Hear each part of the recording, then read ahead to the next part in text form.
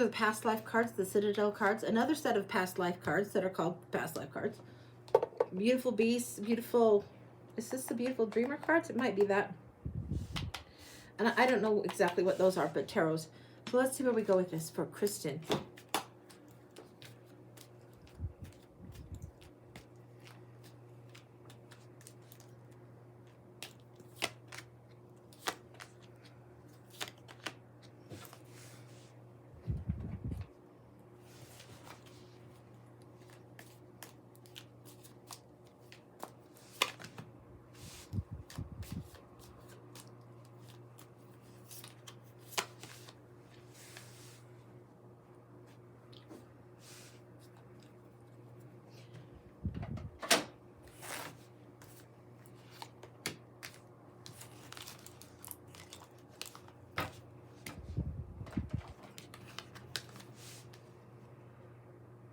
Getting something about the beholder, the eye of the beholder,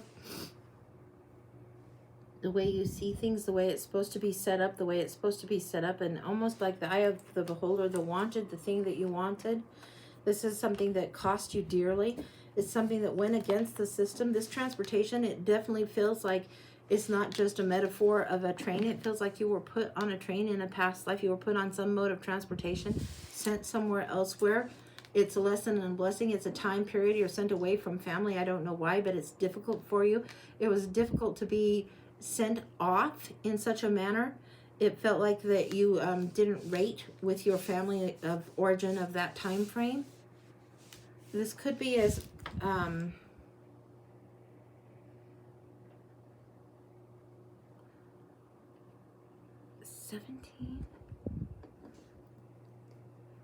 17, you break from this. 17 years old, you break from this.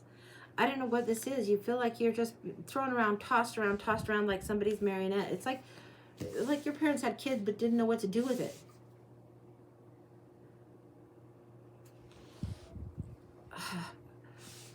This is kind of a sticky wicket because it feels like one too many. You were oldest. You had a good hope, a good chance to go forward, to go do something else, but you felt like you were just getting bailed on or abandoned in some way. They just sent you off to make your way in the world, and you were much too young. But it's like the babies kept coming, and the eye of the beholder, the situation that you're in, how you want to see this, you look back on it a little later in your life, and it's a little better understood, but still quite painful.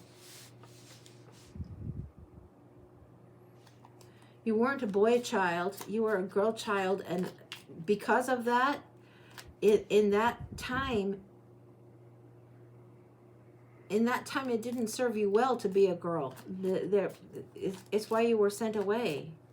You were sent to get some sort of schooling or lesson, which was actually a good and miraculous thing for the time period, but it just felt like, no, not so good.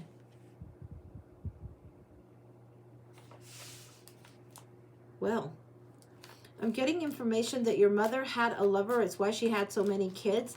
And this is part of the reason. And I don't think that your father was oblivious to this. It feels like your mother and father were married, but your mother had a lover and you had like half siblings. I don't think your father cared. I don't think your father was really invested in what was going on with your mother at all. He was busy doing other things, and I think that he was neglectful is what I'm straight up getting. He was neglectful. What else is coming through?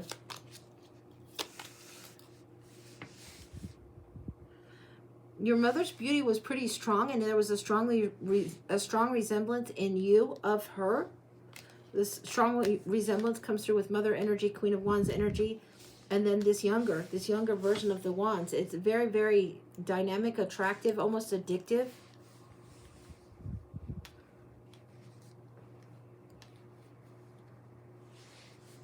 It doesn't feel like your dad was necessarily not interested because he was perhaps gay or anything like that. It feels like he was really, really interested in work and money to a degree that was a little bit unhealthy. So he's always just working, doing.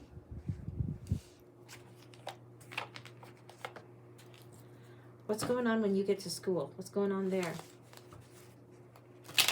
But in some ways, you're a modern marvel, even though it's like way back. You're a modern marvel because you learn quite quickly, you adapt well, you take things on quite quickly. You're good to take care of yourself, but you're also good to be skilled, to be learning. You get along with others quite well, but you don't love that you've been kind of outcast by your own family, so to speak. You're not thrilled about it. You're like, well, why did they even have you? And why did your mom even do this? There's a lot of fractured energy there. I think she did the best she could for you at the time, but that's just all she could do was all she could do. In the cycle of life, you were growing up. It wasn't like she married you off, and that could have literally happened. You could have been like married off at a really young age, at like 14, 15, and she was like, no, I'm not having that for her. Let's get her to school, get her out of this environment. It's the only way that you wouldn't have been bartered off for more money by your dad. Wow. Your dad was into the money. Your dad was into, okay, let's get a good dowry. Your dad was into, I've got a beautiful daughter. Let's work with this. Wow. I think your mom steered clear of your dad because he's a rat bastard, is what I'd say on that. From my perspective, but from him, he's just doing what he's just doing what he's doing. There comes a time that at this, it's not quite a finishing school, but that's the terms I know to speak to it, where you're taught different skills, taught to be a lady, or taught to be somewhat educated, proper, somewhat this. There comes a time where you start to enjoy this a little bit more. And it seems like you are there from maybe 13, 14 till you're about 17. So you're there for a period of years. The book ending could be a little bit different. It could be even a little bit younger than that you went. And it's partly why you were so hurt, because all the changes of life that would be hitting, your mom wasn't there to help you. You just had to go through, getting periods and all that other nonsense and shit all on your own within, Miss Edwina's Wonder School, whatever you want to call that. The finishing school, it makes you complete, it makes you ready, it makes you more prepared and refined for the world, so to be presented in a good light.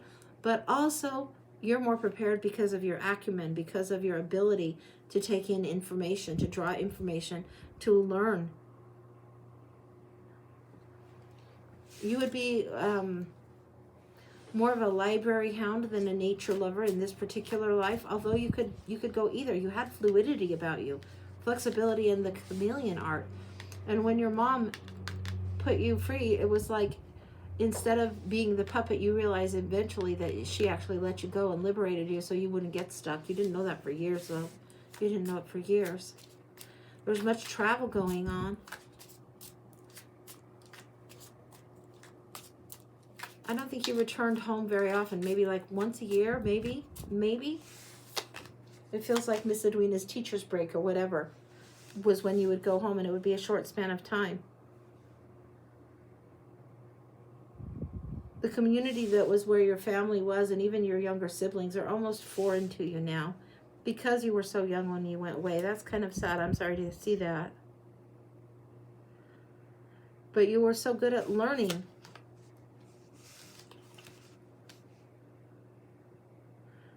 There was something in particular that you like to do. This isn't hugely great like nature and botanicals and herbal stuff, although you might have leaned into that later. It was just growing flowers for delight. It's where you got peace. There was some sort of peace garden that you liked to be at. We're getting a shift in time now.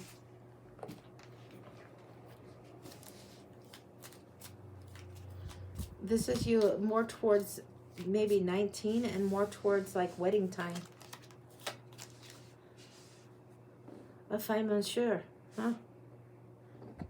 I think I've got you in France here.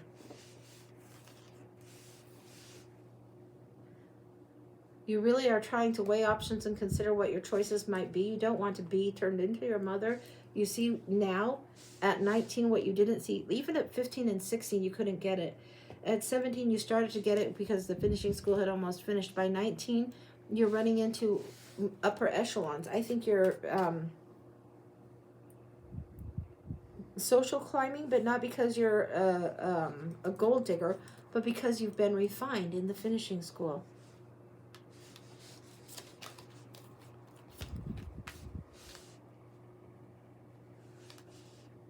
I think you decide to do the unthinkable, which is to actually get married. That's like, oh, the dread to you. Because your dad was a right asshole. Yeah, because he was so not there. But you decide that you will get married and do the dread thing that needs to be done because you need some kind of place, some kind of station. You can't go home to your home because it's still just full of crazy. After all, it's only been roughly like 7 years. You're going forward, you're traveling. You go into France, arrangements are made. Arrangements are made. Family and friends and associates and visiting, and family and friends and associates and visiting, family and friends and associates and visiting, and making deliveries and taking things from one household to another. This is something almost like a merchant would do, but by way of gifts, and it's a good exchange that you're bringing forward. I don't know what you're carrying that's the valuable thing, but there's something that you're carrying that's the valuable thing. And each time you show up presenting it, it's like a gift that you're bringing with you each time. One family brings another family a gift. It's something that when you were sent, that they started and sent you with a really good gift going forward. And I'm getting something like weird fruits, like oranges and pineapples, which were meant to be opulent and meant money back then. There's opulent, edible type stuff that you bring to this first household that sets you up in good graces. They send something that the other household that they're sending to you, that you two would need. This happens at least 3 times. It feels like you're on the run. This is why finally the dread seems okay, because you need a place of your own, and you realize that your mother had her own household, ran it on her own terms as much as she could.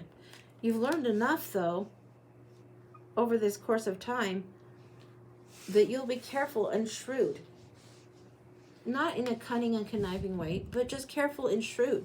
You know enough about nature's cycles because you learned them on your own to know what's going on. Like with your body.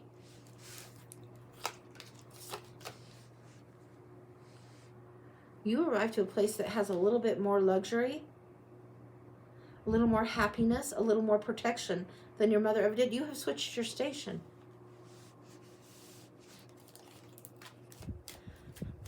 You were the dark horse. Write that down. Please, honey. So right, you were the dark horse. The dark horse. Dark horse? She's the dark horse, the unexpected thing, who felt so abandoned, so forsaken and forgotten, that got sent away to travel. And through this being sent away, and then this travel and upgrade, bringing gifts to the household, adding value wherever you went, you became the dark horse and you changed your station. Anything else?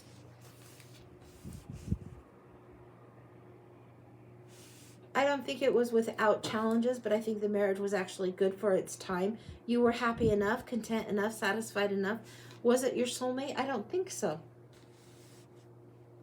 Was he young and you were in love? No, I don't think so. He was older, I think. He found you an utter delight.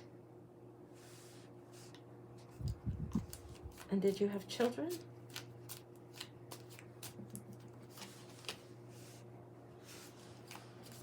Three children.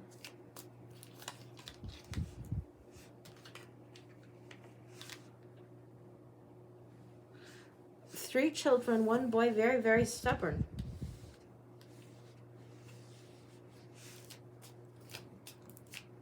Sometimes you see shades of your father's good qualities with his stubbornness, but you want to make sure that the things that would be crafted into or molded into a liability become an asset in this one.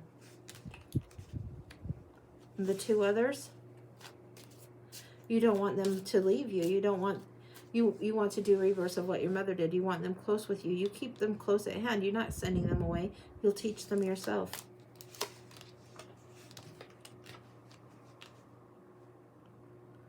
And you'll fight off the wolves. And if they come howling, you'll fight off the wolves. You'll fight off the wolves. Your daughters will be every bit as educated and every bit as uplifted as you were, but you're going to do this on your own because of your station.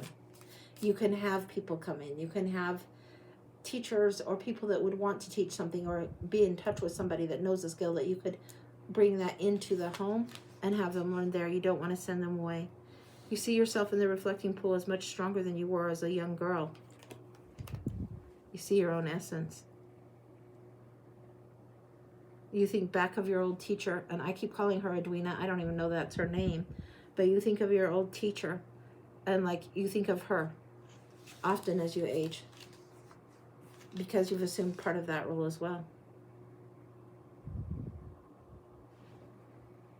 Yeah, you keep going forward with your eye on the horizon. You live quite a long time. Yeah, that's what I've got. I think you outlive your husband. I don't think there's anything major that's a big disruption or anything like that. That's complete. That's where it ends. Yeah. Wow.